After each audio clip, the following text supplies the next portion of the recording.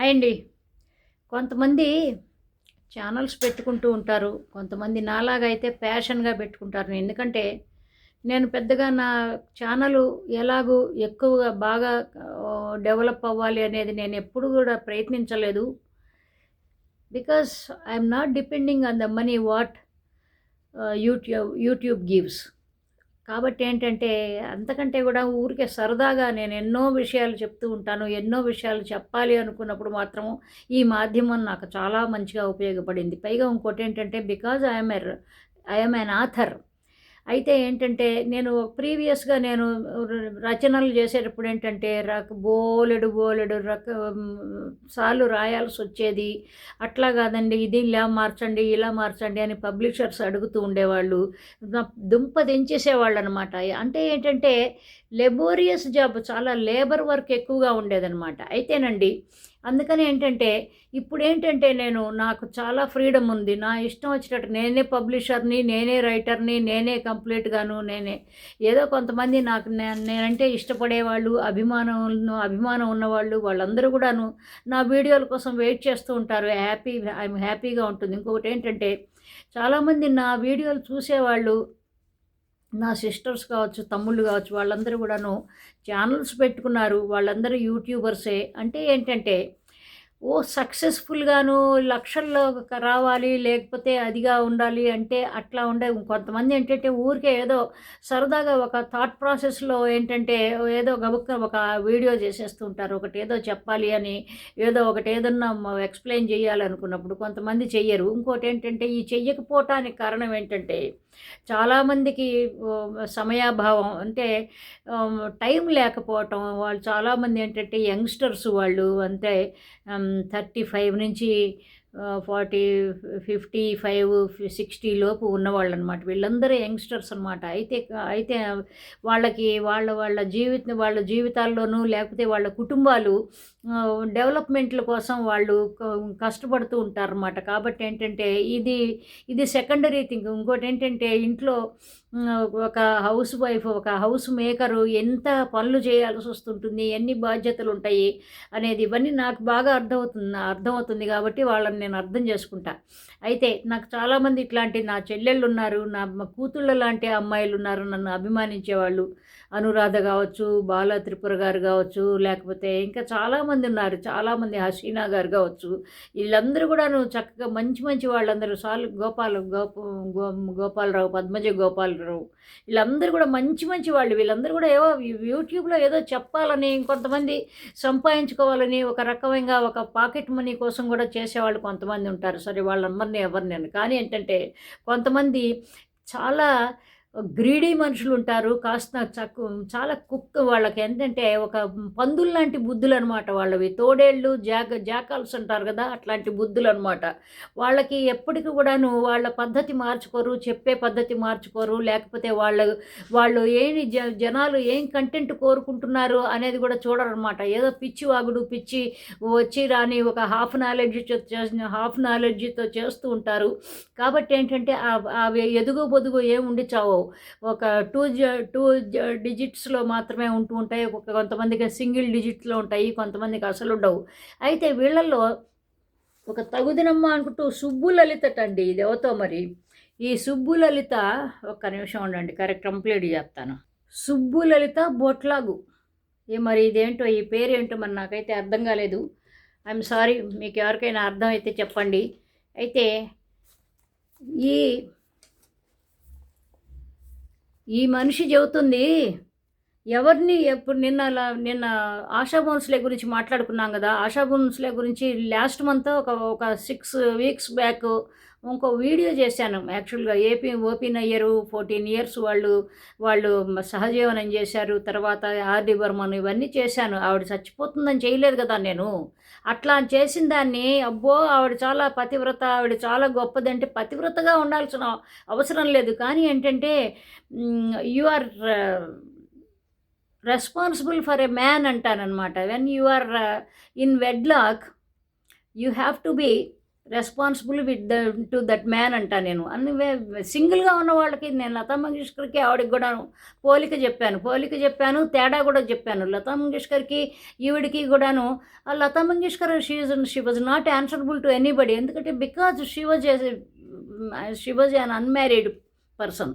Spinster అని నేను చెప్పలేను. అయితేనండి, ఈ అక్కుపక్షి మాటలు మాట్లాడుతూ ఉంటారు. ముండమోపి తెలివితేటలు, అతి తెలివి అంటే ఎందుకంటే వీళ్ళు ఈ మాటలు మాట్లాడేటప్పుడు ఏంటంటే వాళ్ళకి అసూయ మొత్తం అక్కసు అంతా వెళ్ళబుచ్చుకుని ఏం మాట్లాడుతుందంటే ఇది పక్షి మాటలు మాట్లాడుతుందన్నమాట.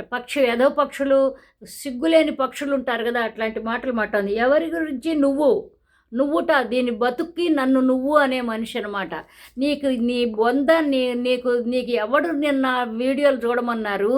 చూసి తగుదునమ్మా అనుకుంటూ సిగ్గు ఎగ్గు లేకుండా ఎందుకు కామెంట్ పెట్టావు? నీ కామెంట్ పెడితే ముండమోపి మొహం, నీ ముండమోపి పేరుకి కాదు, నీ ఛానల్ పేరు వస్తుంది. అందుకని సిగ్గుపడు.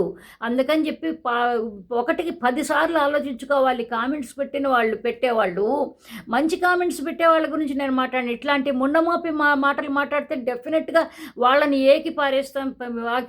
ఏకి పారేయటమే నా ఉద్దేశం. నేను ఒక్కళ్ళు ఏదన్నా మాటలు మాట్లాడితే నేను పడే మనిషిని కాదు. ఎందుకంటే సోషల్ మీడియా ఉన్నప్పుడు మీరు అలా అందరి మాట వినాలి కదండి అంటే వినను. ఎందుకు? సోషల్ మీడియా ఉన్నప్పుడు మీ మోచేతి నీళ్లు తాగటానికి నేను ఇక్కడ రెడీగా కూర్చోలేదు. సో దీని డబ్బులతోనే నాకు రెంటే నేను 80,000 రూపీస్ కట్టుకుంటూ ఉంటాను ఇంటికి. గుర్తుపెట్టుకోండి, అర్థమైందా? పిచ్చి వాగుతుంటుంది ఈ పక్షి చెప్తుంది. ఎవరి గురించి నువ్వు పాజిటివ్గా మాట్లాడవా? చచ్చిపోయిన వాళ్ళ గురించైనా కాస్త మంచిగా మాట్లాడంటే, తల్లి నీలాగా 2 నాలుకలు 10 నాలుకలు లేవు. మొన్నే కదండి ఆవిడ గురించి ఇట్టా మాట్లాడారు.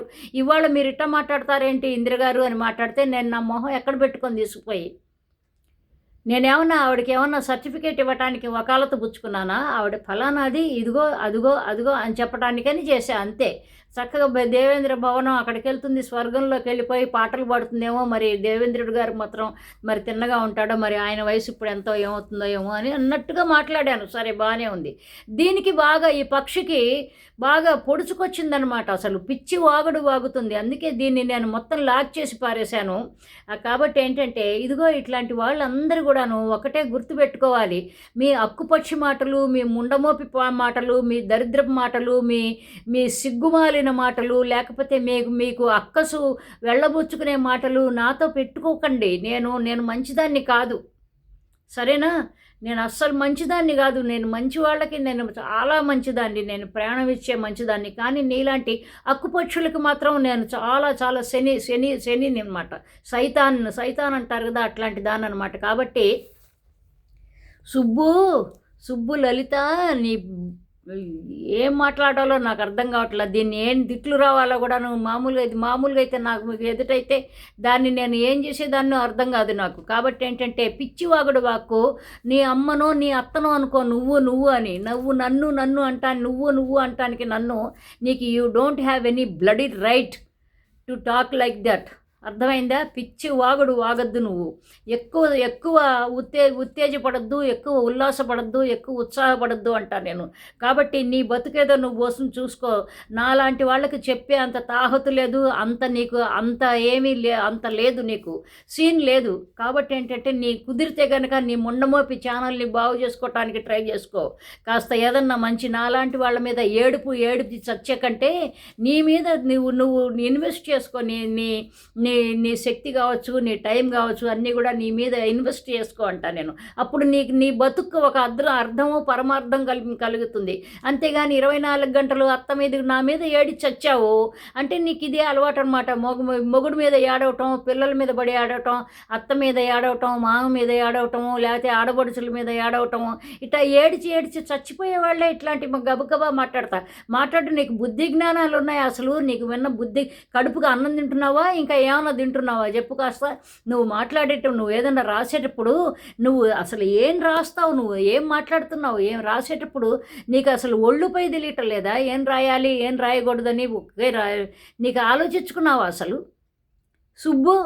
సుబ్బు కాదు, సబ్బు అని పెట్టుకో. సబ్బుతో కడిగి పడేస్తున్నాను నేను ఇప్పుడు నీ మకిలి, నీకు పట్టిన మకిలిని, నీ వెకిలితనాన్ని, నీ వేళాకోళాన్ని, నీ సిగ్గుమాలినతనాన్ని, నీ నీ అసూయ ద్వేషాలకి, పరాకాష్ట అయిన నీ ముండమోపి వేషాలకి నేను సబ్బుతో కడిగేస్తున్నాను. కాబట్టి ఏంటంటే ఇంకొకసారి వేరే నన్నే కాదు, వేరే ఇంకొక యూట్యూబర్ని కూడా పిచ్చివాగుడు వాగద్దు.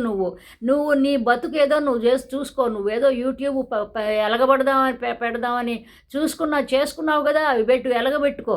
అంతేగాని నా మీద పడి ఏడ్చినంత మాత్రాన నీకు వచ్చేది లేదు, చచ్చేది లేదు. నువ్వే అనవసరంగా చస్తావు. ఇంత చావక్కర్లా, నా మీద పడి ఏడిచేంత చావక్కర్లా. చచ్చిపోయిన వాళ్ళ గురించి కూడా అలా మాట్లాడతారండి. అయ్యో అసలు ఆవిడ పోయింది కదా, ఇప్పుడు కూడా సినిమా వాళ్ళు నికృష్టపు మొహాలు. నీ బొంద, నీకేం తెలుసొచ్చు సినిమా వాళ్ళ గురించి? నాకు తెలిసినంత నీకు తెలుసా? సినిమా వాళ్ళు ఇట్టాగే చస్తారు, నాటకాలు వేషాలు వేసి చచ్చిపోతూ ఉంటారు.